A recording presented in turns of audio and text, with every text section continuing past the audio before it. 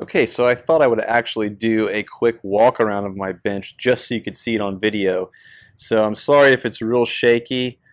I don't have a special holder to make it all smooth, but oh, there we go. Knocked a couple things over. Anyway, so you can just see here, all I have is a solid core door, and then I have some simple framing that I did underneath with 2x4s, and I think I said 2x12 in the video, but actually it's a 2x6, this right here, and then some 4x4 legs and a few bolts. But it's a very, very simple structure. And then one thing I thought was pretty cool, I've just put some nails in the side of the skirt there so I could hang different saws and a brace and bit and so forth.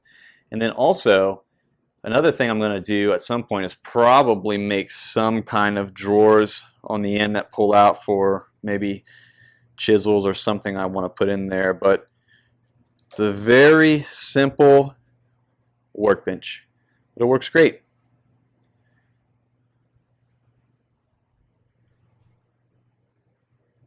Of course, there's a vise I was talking about in the sharpening system. I'll get into that next week, so stay tuned for that.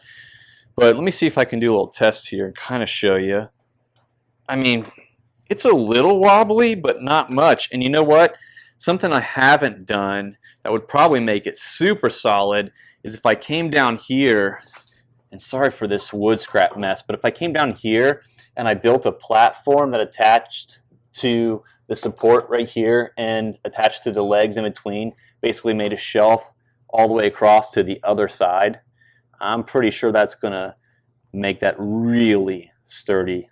So anyhow, there's a view of my bench. Thanks for watching.